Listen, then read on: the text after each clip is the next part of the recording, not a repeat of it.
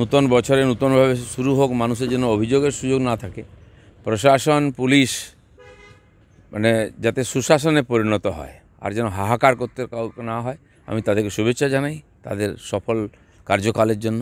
ঘর গুছানো তো আছেই, ঘরই নেই, এখন ঘর গুছাবি, ঘর ভেঙে যাচ্ছে। প্রশ্ন হচ্ছে যে কারোর উপরে বিশ্বাস নেই, কারণ নিজের উপরে বিশ্বাস নেই।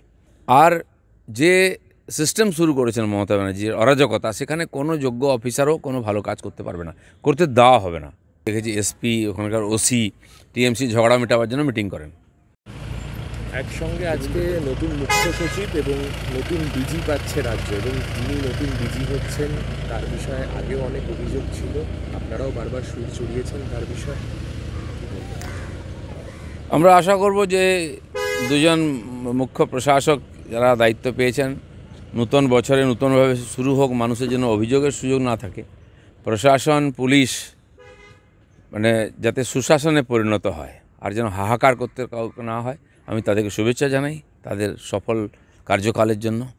2024-এ কি প্রশাসনিকভাবে এর মাধ্যমে ঘরটা কিছুটা গুছিয়ে নিচ্ছে তৃণমূল? দেখুন, ঘর গুছানো তো আছেই, ঘরই নেই, এখন ঘর গুছাবি, ঘর ভেঙে যাচ্ছে। প্রশ্ন হচ্ছে যে কারোর উপরে বিশ্বাস নেই, কারণ নিজের উপরে বিশ্বাস নেই।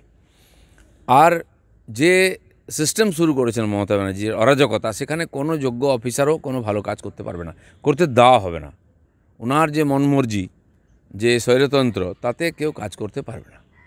আইএনডিআইএ জোটের ক্ষেত্রে একটা প্রসঙ্গ তুলে আনছি, সেটা হচ্ছে তৃণমূলের সাথে যদি কংগ্রেস জোট করে, সেক্ষেত্রে পরোক্ষ জোটে কংগ্রেসের সঙ্গে সিপিএম যাবে না, এমনটা বলছেন রাজ্য সম্পাদক মোহাম্মদ সেলিম সিপিএমের। দেখুন, এগুলো সবই মানুষকে ভ্রমিত করার জন্য।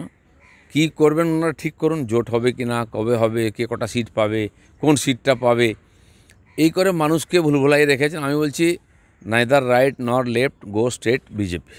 আগামী দিনে মোদি আসছেন, বিজেপি সরকার হবে। পশ্চিমবাংলার মানুষ যদি উন্নয়ন চান, বা যে কাজগুলো অসম্পূর্ণ আছে মোদির এখনও, যেখান থেকে মানুষকে বঞ্চিত রাখা হয়, সেগুলো যদি সম্পূর্ণ করতে হয়, তাহলে মোদিকেই সুযোগ দিতে হবে, কারণ অন্য কোনো বিকল্প নাই। ব্যারাকপুর শিল্পাঞ্চলে একটা বিবাদ বিগত কদিন ধরে খুব স্পষ্ট হচ্ছে, সেটা হচ্ছে এক ব্যারাকপুরের সাংসদ অর্জুন সিং আর হচ্ছে জগদ্দলের যিনি বিধায়ক সোমনাথ সেন, তাদের মধ্যে একটা বিবাদ চলছে।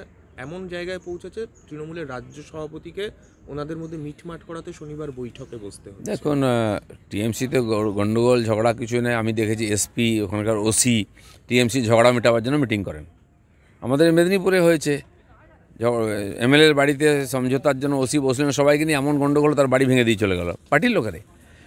এখানে তো আরও স্তরে। আর ব্যারাকপুরে ঝগড়া কবে ছিল না? অর্জুন সিং যখন টিএমসিতে ছিলেন, তখনও তার সঙ্গে বাকিদের ঝগড়া ছিল। আমাদের পার্টিতে আসার পরে পুলিশ আর টিএমসি লোকেরা মিলে তার সঙ্গে মারপিট ঝগড়া করতো। উনি ফিরে যাওয়ার পরে সে একই জিনিস চলেছে। সেজন্য এর কোনো সমাধান নেই, এটাই চলবে, আর এটাই রাজনীতি টিএমসির। গতকাল সুকান্ত মজুমদারের একটা বক্তব্য, সেটাতে তিনি বলছেন যে আমাদের দলে যদি কেউ উপরে উঠে যেতে চায়, তাকে পা ধরে নিচে নামানো হয়। কোথাও কি সেটা তাৎপর্যপূর্ণ? কেননা আপনাদের দলীয় অনুশাসনের কথা আপনারা বলেন, কিন্তু সেটা কি কাউকে কটাক্ষ করে বলা? জানি না আমি কি পরিপ্রেক্ষিতে বলেছেন।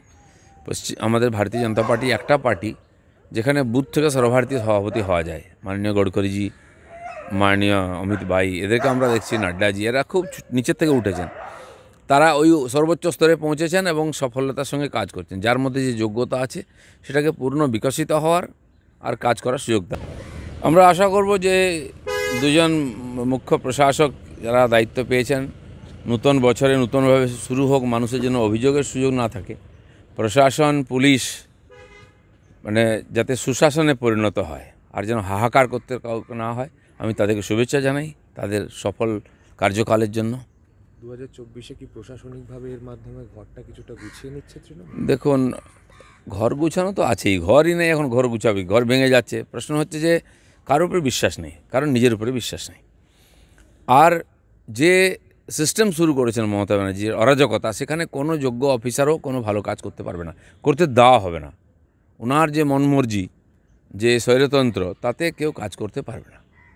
আইএনডিআইএ জোটের ক্ষেত্রে একটা প্রসঙ্গ তুলে আনছি, সেটা হচ্ছে তৃণমূলের সাথে যদি কংগ্রেস জোট করে, সেক্ষেত্রে পরোক্ষ জোটে কংগ্রেসের সঙ্গে সিপিএম যাবে না, এমনটা বলছেন রাজ্য সম্পাদক মোহাম্মদ সেলিম সিপিএমের। দেখুন, এগুলো সবই মানুষকে ভ্রমিত করার জন্য। কি করবেন ওনারা ঠিক করুন, জোট হবে কি না, কবে হবে, কে কটা সিট পাবে, কোন সিটটা পাবে, এই করে মানুষকে ভুলভুলাই রেখেছেন। আমি বলছি, নাইদার রাইট নর লেফট, গো স্ট্রেট বিজেপি। আগামী দিনে মোদি আসছেন, বিজেপি সরকার হবে। পশ্চিমবাংলার মানুষ যদি উন্নয়ন চান বা যে কাজগুলো অসম্পূর্ণ আছে মোদির এখনও, যেখান থেকে মানুষকে বঞ্চিত রাখা হয়, সেগুলো যদি সম্পূর্ণ করতে হয় তাহলে মোদিকেই সুযোগ দিতে হবে, কারণ অন্য কোনো বিকল্প নাই।